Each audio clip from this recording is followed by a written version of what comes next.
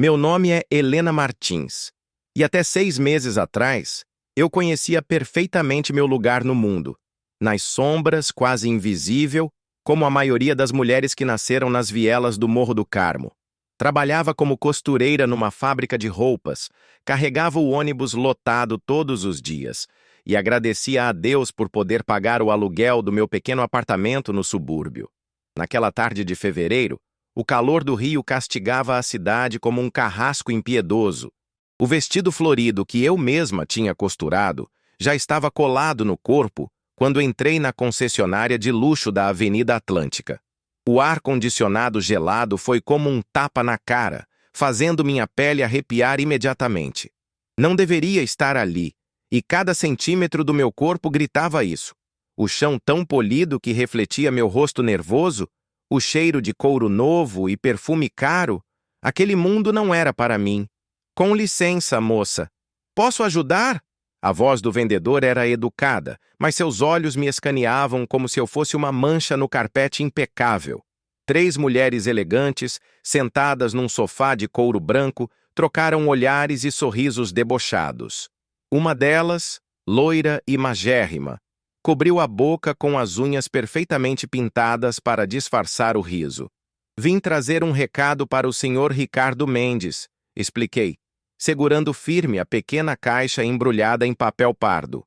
Era uma encomenda que Dona Marlene, minha vizinha, tinha me pedido para entregar ao filho dela. Disseram que ele trabalha aqui. O vendedor levantou uma sobrancelha. Ricardo Mendes, o dono do grupo Mendes Motors? Senhora, acho que a senhora está confundindo as coisas. Olha só, Jean, disse uma das mulheres, incapaz de conter o riso agora. Deve ser mais uma tentando se aproximar do solteiro mais cobiçado do Rio. Meu rosto pegou fogo de vergonha. Tentei explicar novamente, mas o vendedor já estava me conduzindo firmemente para a saída. A senhora está enganada. O senhor Mendes não recebe pessoas assim. Por favor, não atrapalhe nosso ambiente.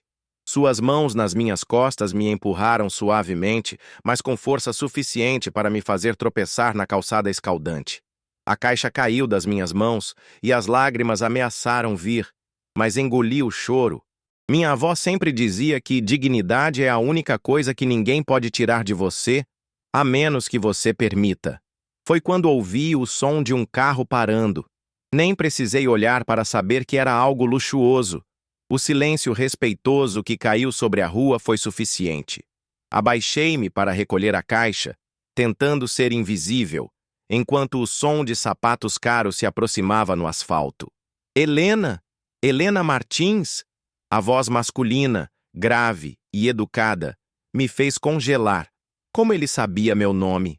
Levantei os olhos lentamente do asfalto, seguindo os sapatos italianos impecáveis, o terno azul marinho que certamente custava mais que 6 meses do meu salário, até encontrar os olhos castanhos mais gentis que já tinha visto.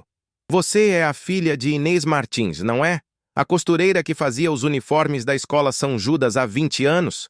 Assenti, confusa, enquanto ele sorria e estendia a mão para me ajudar a levantar. Sou Ricardo. Ricardo Mendes. Ele olhou para a concessionária, onde todos assistiam boquiabertos. Vejo que você já conheceu minha equipe. Eles foram atenciosos? Antes que eu pudesse responder, ele notou a caixa amassada nas minhas mãos. Isso é para mim? Minha mãe me avisou que mandaria algo pela filha da Inês. Ela sempre fala da sua mãe com tanto carinho. O vendedor que minutos antes tinha me expulsado estava agora tão pálido quanto o mármore da loja. Ricardo pegou a caixa com cuidado, colocou a mão gentilmente no meu cotovelo e me conduziu para dentro da concessionária. O silêncio era absoluto. Jean, ele chamou o vendedor com uma voz tranquila e, por isso mesmo, muito mais ameaçadora. Essa é a senhorita Martins. Sua mãe salvou a vida da minha anos atrás, quando cuidou dela durante uma pneumonia que quase a levou. A senhorita Martins merece ser tratada como eu seria, entendeu? As mulheres que riram de mim olhavam agora fixamente para seus celulares, fingindo que não existiam. O vendedor gaguejou um pedido de desculpas que soou falso até para ele mesmo. Venha, Helena, vamos conversar no meu escritório. Ricardo sorriu. E naquele momento, não fazia ideia que minha vida estava prestes a virar completamente de cabeça para baixo. O escritório de Ricardo era maior que meu apartamento inteiro. Enquanto ele abria a caixa que lhe entreguei, um frasco de mel puro que sua mãe encomendava do pequeno sítio da minha vizinha, observei meu reflexo distorcido no vidro da janela que cobria toda a parede. De onde estávamos, o Rio de Janeiro se estendia aos nossos pés como um reino. Meus olhos castanhos, herdados da minha mãe, pareciam perdidos em meio àquele luxo. Meus cabelos cacheados caíam desalinhados pelos ombros e o vestido florido, que tanto me orgulhava, agora parecia um trapo. Helena, como está sua mãe? Soube que ela ficou doente. A voz dele interrompeu meus pensamentos, trazendo de volta o peso da realidade. O câncer voltou há 3 meses, Sr. Mendes. Os médicos do posto de saúde dizem que desta vez é mais agressivo. Apertei as mãos no colo para esconder o tremor. Por isso aceitei entregar a encomenda. Dona Marlene pagou bem, e preciso de cada centavo para os remédios. Vi a expressão dele mudar. Ricardo apoiou os cotovelos na mesa de vidro e madeira nobre. Entrelaçou os dedos e me olhou com uma intensidade que me fez estremecer. Inês Martins tratou minha mãe como se fosse da família por anos. E eu prometi a ela algo que nunca cumpri, que cuidaria de vocês se precisassem. Senti o rubor subindo pelo meu rosto. Não precisa se preocupar, Sr. Mendes. Nós sempre nos viramos sozinhas. Ele sorriu. Não com pena, mas com uma admiração que me desarmou. Tenho uma proposta. Preciso de uma assistente pessoal para gerenciar minha agenda, minha casa e alguns projetos particulares. O salário é 3 vezes o que você ganha na fábrica, com plano de saúde extensivo a familiares. Meu coração quase parou. Aquilo resolveria o tratamento da minha mãe instantaneamente. Mas o brilho nos olhos dele me dizia que havia mais. E só tem um detalhe. Você precisará se mudar para a cobertura ao lado da minha, no Leblon. Faz parte do pacote. Aquilo era loucura. Mas eu não tenho experiência nem qualificação para... Helena, ele me interrompeu. Você lida com prazos impossíveis na fábrica, administra sua casa com um orçamento apertado, cuida da sua mãe doente e ainda encontra tempo para ajudar vizinhos. Isso é mais qualificação do que a maioria dos meus MBAs tem. Quando deixei o escritório de Ricardo naquela tarde, carregava não apenas um contrato de trabalho, mas o peso de uma decisão que mudaria tudo. 3 dias depois, estava diante do espelho do meu novo banheiro, maior que o quarto da casa onde cresci, tentando me reconhecer. Uma equipe inteira tinha vindo me preparar para o jantar de boas-vindas na mansão da família Mendes. Meu cabelo agora era um coque elegante. O vestido preto básico que me deram disfarçava as curvas que denunciavam anos de trabalho físico. E o maquiador tinha feito mágica com meu rosto cansado. Ainda é você, sussurrei para mim mesma no espelho, tentando acreditar. Ainda é a filha da Inês. Quando o interfone anunciou que o motorista me esperava, meu estômago deu um nó. Na portaria, encontrei não o motorista, mas o próprio Ricardo, impecável em seu terno cinza. Achei que você gostaria de chegar comigo, ele disse com aquele sorriso que parecia esconder uma diversão particular. Minha mãe está ansiosa para te conhecer. No carro de luxo, Ricardo me explicou que o jantar reuniria apenas a família mais próxima e alguns executivos. Helena, seja você mesma. É por isso que estamos aqui. Não entendi completamente o que ele quis dizer até entrarmos na mansão dos Mendes. O lugar era um monumento à opulência. Lustres de cristal, obras de arte valiosas e uma escadaria que parecia saída de um conto de fadas. Mas foram os olhares que me receberam que congelaram meu sangue. Dona Catarina Mendes, mãe de Ricardo, uma senhora elegante na casa dos 60, me analisou como quem examina um produto com defeito. Então essa é a assistente. Sua voz era educada, mas o desprezo transbordava em cada sílaba. Um homem de aparência austera que descobri ser Carlos Vieira, o braço direito de Ricardo, mal disfarçou o choque ao me ver. Ao seu lado, uma mulher jovem e deslumbrante em um vestido vermelho me encarava como se eu fosse uma barata. Mais tarde saberia que aquela era Patrícia Monteiro, a ambiciosa chefe de marketing do grupo e, segundo os rumores, pretendente ao cargo de senhora Mendes. E esta é Verônica, Ricardo apresentou uma mulher loira, a mesma que ria de mim na concessionária. Minha prima. Verônica me cumprimentou com um sorriso gélido. Que coincidência encontrar você novamente. Jean, o vendedor da concessionária, me contou tudo sobre o mal-entendido. Percebi então que não era coincidência. Ela estava lá aquele dia para me humilhar deliberadamente, como se soubesse quem eu era. O jantar foi um campo minado. Cada pergunta parecia uma armadilha. Cada olhar um julgamento. Dona Catarina perguntou onde eu havia estudado. E quando mencionei a escola pública do meu bairro, um silêncio constrangedor caiu sobre a mesa. Carlos quis saber de minhas experiências anteriores, fazendo questão de enfatizar minha falta de qualificação formal. Patrícia questionou meu conhecimento sobre vinho, algo que eu jamais havia provado além da garrafa barata de fim de ano da fábrica. O pior momento veio quando Verônica, acidentalmente, derrubou vinho tinto no meu vestido emprestado. Enquanto me desculpava sem parar, seus olhos brilhavam com uma satisfação cruel. Ricardo observava tudo com uma expressão indecifrável. Por que ele me colocaria nessa situação? Seria algum tipo de entretenimento perverso para os ricos? Enquanto as lágrimas ameaçavam traçar caminhos pelo meu rosto cuidadosamente maquiado, tomei uma decisão. Não seria a vítima da história deles. Ah, desculpe, mas preciso me retirar, disse eu, me levantando com a maior dignidade que consegui reunir. Senhor Mendes, amanhã conversaremos sobre minha demissão. Obrigada pela oportunidade, mas não sou o que vocês precisam. Quando me virei para sair, ouvi a voz clara e firme de Ricardo. Não, Helena. Você é exatamente o que precisamos. E naquele momento, com o vestido manchado e o coração partido, não imaginei que aquela seria apenas a primeira batalha de uma guerra que mudaria todos nós. Os jornais do dia seguinte trouxeram uma surpresa ainda maior. Na coluna de Mariana Santos, havia uma resposta direta à matéria difamatória. A verdadeira Helena Martins.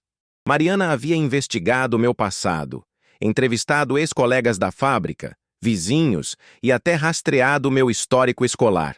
O resultado era um perfil honesto e digno. Uma mulher batalhadora que cuidava da mãe doente, que nunca faltou um dia de trabalho, que dava aulas voluntárias de costura para adolescentes no morro. Ela também mencionava o projeto de capacitação profissional que eu estava desenvolvendo. Quando entrei no escritório naquele dia, os olhares eram diferentes. Não de admiração ou simpatia repentina, isso seria ingenuidade esperar, mas de respeito relutante. As provas contra a Dona Catarina permaneciam intocadas na gaveta da minha mesa. Decidi que não as usaria. Pelo menos não ainda. Ricardo me chamou à sua sala assim que cheguei. Você viu o jornal hoje? Ele perguntou, com uma expressão que parecia orgulho. Vi. Não sei como Mariana conseguiu todas aquelas informações. Talvez porque você seja mais interessante do que pensa. Ele sorriu. E por um momento incômodo, lembrei da observação de Carlos. Há algo que quero te mostrar. Saímos juntos da empresa em seu carro. Era a primeira vez que ficávamos sozinhos fora do ambiente de trabalho desde aquele encontro no hospital. Ricardo dirigia em silêncio, até pararmos em frente a um prédio comercial na Zona Norte, perto do meu antigo bairro. É aqui que será seu centro de capacitação, ele explicou, entregando-me um conjunto de chaves. Já está tudo pronto para começar as obras. O prédio era perfeito, maior e melhor localizado do que o anexo que eu havia solicitado. Quando entramos, pude imaginar claramente as salas de aula, o espaço para a creche para as mães estudantes, o ateliê de costura. Ricardo, isso deve ter custado uma fortuna. O conselho vai aprovar? O conselho não precisa aprovar. Comprei com meu dinheiro pessoal. Senti o coração acelerar. Aquilo complicava tudo. Por quê? Porque acredito no seu projeto. E porque... Ele hesitou. Algo raro para alguém sempre tão seguro. Porque quero que seja seu, Helena. Não da empresa. Não meu. Seu. Havia uma intensidade em seus olhos que me assustou. Não era apenas admiração profissional ou amizade. Carlos estava certo. Eu não posso aceitar, respondi, devolvendo as chaves. As pessoas já estão falando. Isso só confirmaria o que pensam sobre mim. E desde quando você se importa com o que pensam? Desde que isso possa destruir tudo que construí. Minha reputação, meu trabalho, o respeito das pessoas do morro. Helena, não! Minha voz saiu mais firme do que pretendia. Se você realmente acredita em mim, então me ajude da maneira certa. Invista no projeto como a empresa, com contratos claros e transparentes, com um conselho diretor que inclua pessoas da comunidade. Nada de presentes pessoais, nada que possa ser mal interpretado. Ele me olhou como se me visse pela primeira vez. Você mudou. Tive que mudar. Seu mundo não dá espaço para ingenuidade. Na volta para o escritório, o silêncio entre nós era pesado. Percebi que havia cruzado uma linha invisível, rejeitando não apenas o presente, mas o que ele representava. Uma aproximação pessoal que ambos sabíamos ser complicada. Nos dias seguintes, Ricardo se manteve distante. Profissional, educado, mas com uma formalidade que não existia antes. Mergulhei no trabalho e nas visitas diárias à minha mãe, cujo tratamento mostrava resultados animadores. O projeto do Centro de Capacitação avançava, agora de maneira oficial, com o apoio institucional da Mendes Motors, exatamente como eu havia pedido. Foi nesse período que minha transformação externa começou a refletir a interna. Sem perceber, minha postura mudou. O modo como me vestia, ainda simples, mas mais sofisticado. Minha voz, mais firme em reuniões. Meu olhar, direto e seguro, mesmo quando enfrentava Patrícia ou Verônica. Aprendi a navegar os jantares de negócios, a entender contratos complexos, a reconhecer jogos de poder nas entrelinhas das conversas. Numa dessas noites, depois de um evento beneficente, onde representei Ricardo, que estava em viagem de negócios, Carlos me levou para tomar um café. Você está diferente, ele comentou, analisando-me como sempre fazia. Isso é bom ou ruim? É necessário, ele respondeu sinceramente. Mas tome cuidado para não perder o que fez Ricardo se interessar por você em primeiro lugar. E o que seria isso? Sua autenticidade. As palavras de Carlos ficaram comigo, principalmente quando, 2 semanas depois, acompanhei Ricardo e um grupo de executivos a uma conferência internacional em Nova York. Era minha primeira viagem ao exterior, e por mais que tentasse disfarçar, meu deslumbramento era visível. A equipe incluía Patrícia, que não perdia uma oportunidade de me fazer parecer ignorante ou deslocada. Na noite do jantar de gala que encerrava a conferência, vesti o único vestido de festa que tinha comprado. Azul escuro, elegante, mas discreto. Patrícia, ao me ver no saguão do hotel, não conteve o comentário venenoso. Querida, esse vestido seria perfeito para uma entrevista de emprego em um banco, talvez? Não para um evento desse calibre. As executivas americanas ao seu lado riram. Ricardo, que acabava de chegar, observou a cena sem intervir. Algo dentro de mim se quebrou naquele momento. Não de tristeza, mas como se a última corrente que me prendia ao medo se rompesse. Patrícia, respondi com um sorriso calmo. Você está absolutamente certa. Sua observação mostra por que você é tão boa no marketing, sempre preocupada com as aparências, nunca com a substância. Me virei para as americanas e continuei em inglês fluente, resultado das aulas intensivas que vinha fazendo secretamente. Ladies, espero que aproveitem o jantar. Será uma ótima oportunidade para discutirmos a expansão do programa de responsabilidade social que apresentei hoje, que despertou tanto interesse nos investidores. O choque no rosto de Patrícia valeu cada minuto das horas que passei estudando inglês antes do amanhecer. Durante o jantar, Fui abordada por vários executivos interessados no centro de capacitação que estava criando no Brasil. Agora não mais apenas um projeto local, mas um modelo que outros países queriam replicar. No final da noite, quando voltava para meu quarto, Ricardo me alcançou no corredor. Brilhante, ele disse, sem especificar se falava do meu inglês, da forma como conduzia as conversas no jantar ou de como coloquei Patrícia em seu lugar. Obrigada, aprendi com os melhores. Havia uma distância entre nós agora, não física, mas emocional, como se ambos tivéssemos erguido muros de proteção. Helena, sobre aquele prédio. Você estava certa. Eu estava confundindo as coisas. Todos cometemos erros. Ele deu um passo em minha direção. O problema é que continuo cometendo o mesmo erro. Continuo pensando em você além do profissional. Meu coração acelerou, mas minha razão falou mais alto. Ricardo, somos de mundos diferentes. Sua mãe me odeia. Sua prima me sabota. Sua quase noiva quer me destruir. E isso é só a superfície. Desde quando você se intimida com obstáculos?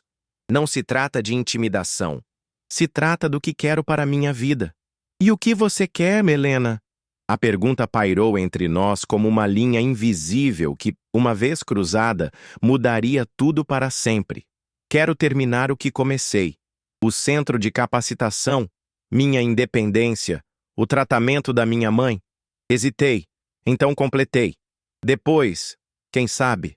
Aquela conversa no corredor do hotel marcou uma trégua silenciosa, um acordo não verbalizado de que havia algo entre nós, mas que não era o momento.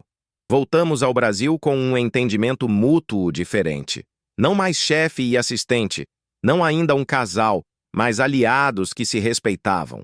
A vida parecia finalmente entrar nos eixos. O centro de capacitação teve sua inauguração marcada para dali a um mês. Minha mãe completou a última sessão de quimioterapia com resultados promissores. Até mesmo Carlos e eu desenvolvemos uma amizade genuína, baseada em respeito profissional e na preocupação compartilhada com Ricardo. Então, como um raio em dia claro, tudo desmoronou. Na véspera da inauguração do centro, recebi uma ligação desesperada de Mariana.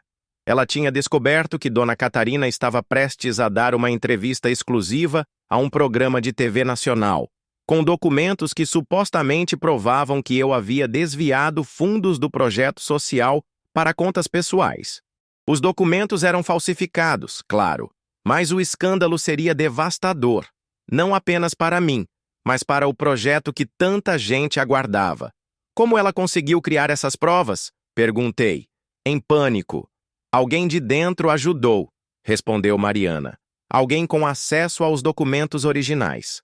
Em um instante, todo o trabalho dos últimos meses, toda a confiança construída, todas as batalhas vencidas pareciam insignificantes diante do que viria. Não se tratava mais apenas da minha reputação, mas da vida de dezenas de mulheres que dependiam do centro de capacitação, de minha mãe que finalmente via uma luz no fim do túnel da doença. E sim, também de Ricardo, que havia arriscado tanto ao me defender. Com as mãos trêmulas, peguei o envelope que guardava as provas contra Dona Catarina. Era hora de decidir, continuar sendo a mulher que sempre se levantava com dignidade após cada queda, ou finalmente lutar com as mesmas armas sujas dos meus inimigos. O que eu não sabia era que a verdadeira traição ainda estava por vir, de onde eu menos esperava. A manhã da inauguração do centro de capacitação amanheceu com um céu de chumbo.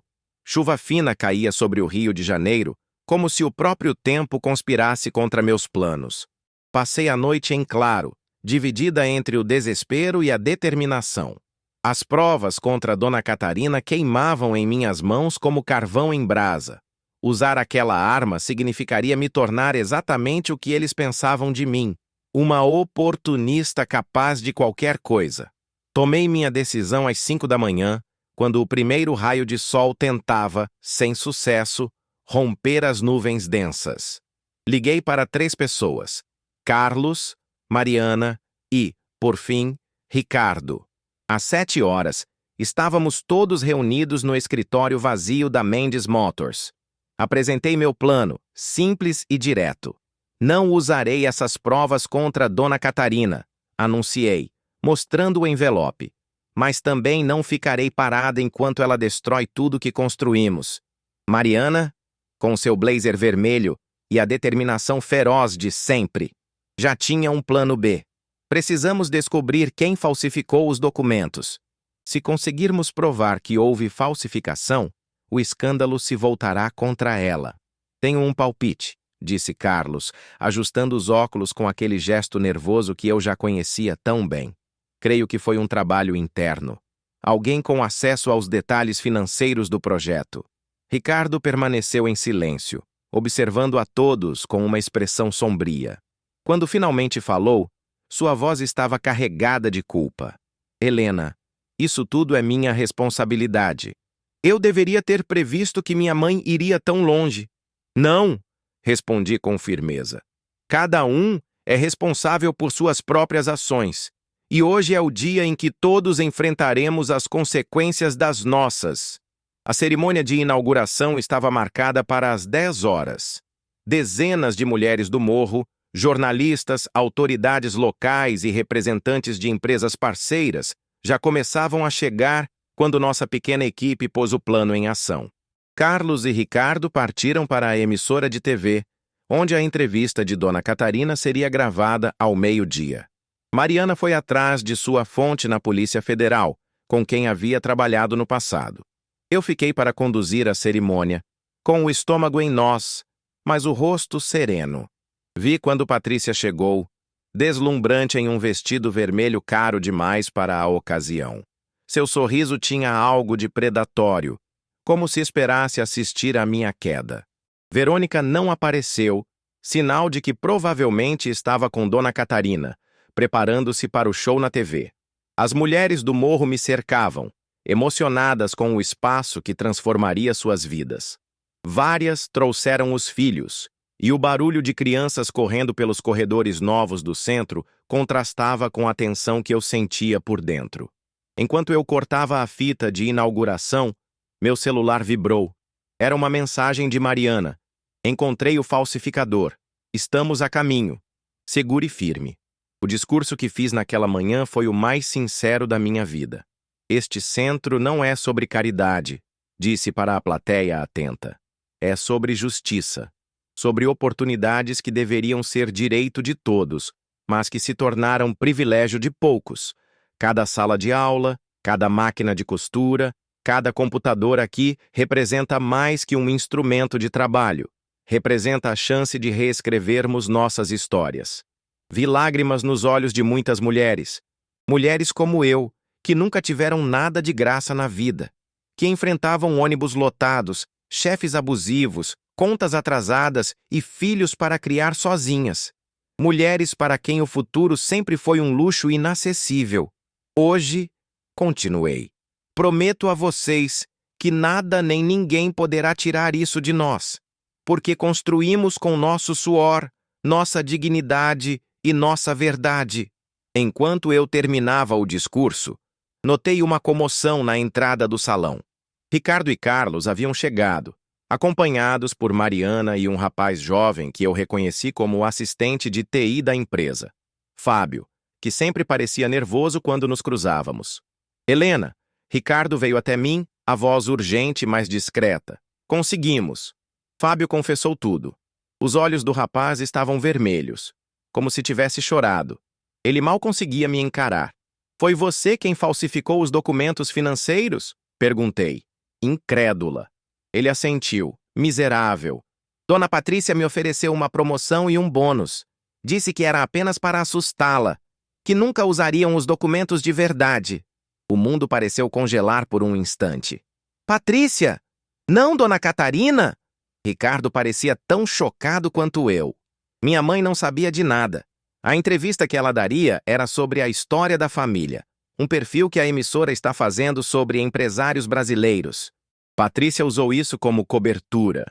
Olhei para o outro lado do salão, onde Patrícia conversava animadamente com alguns jornalistas.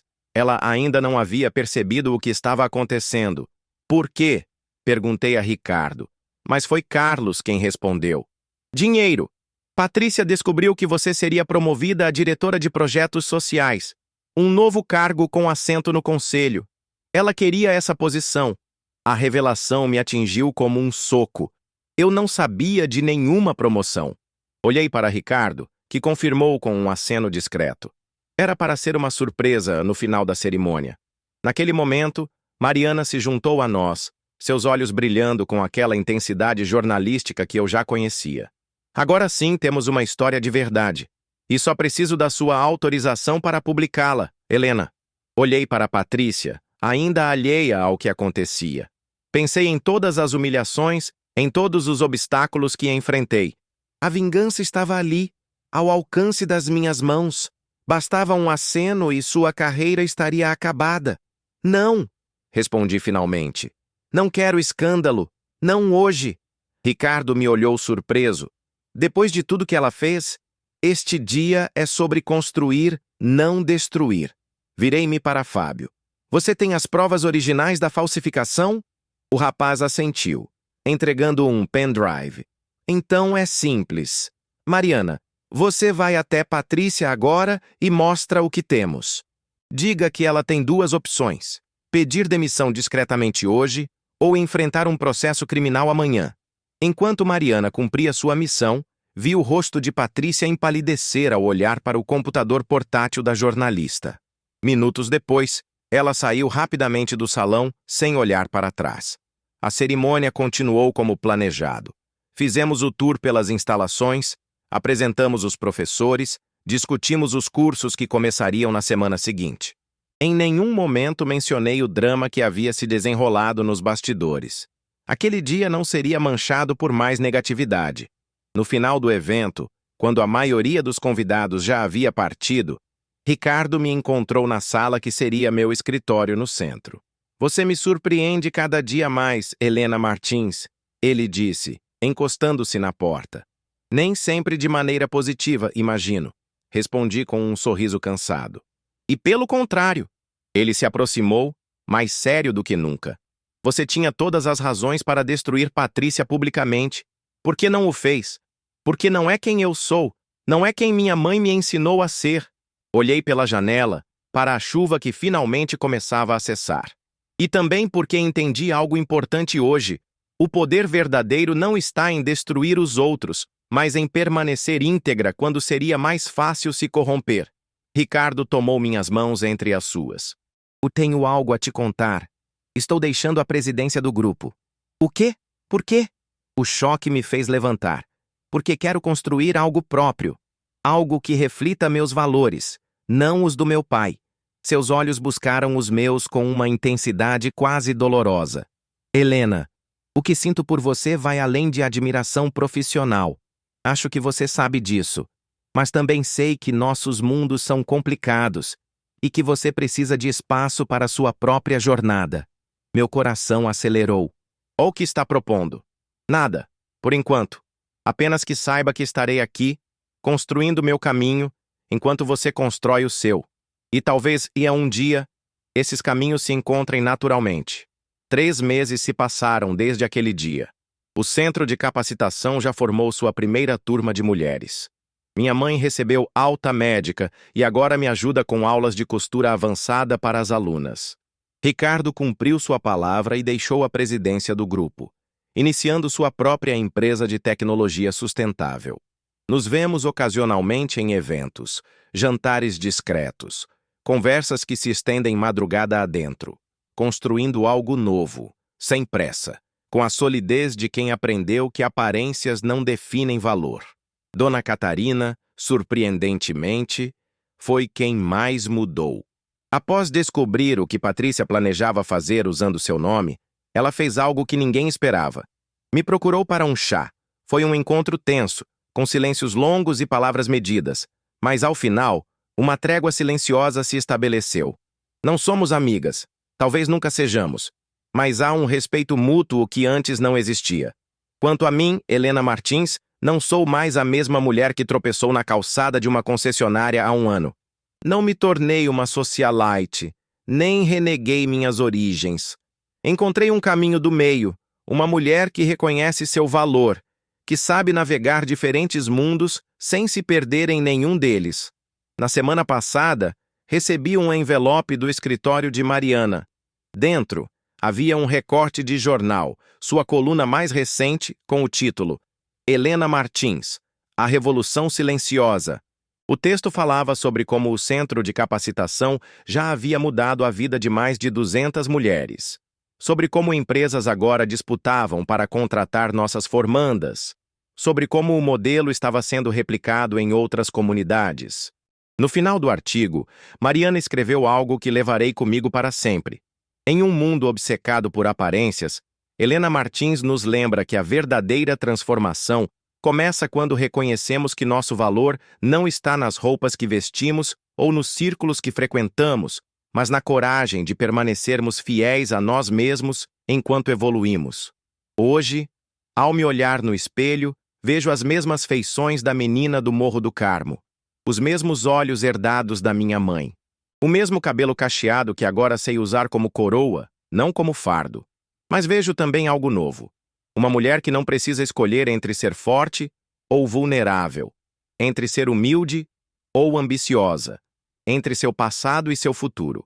Uma mulher que aprendeu que a mais poderosa metamorfose não está em se transformar em outra pessoa, mas em se tornar a melhor versão de si mesma. E quanto ao futuro, bem, essa história ainda está sendo escrita. Um dia de cada vez, uma escolha de cada vez, uma verdade de cada vez. Fim.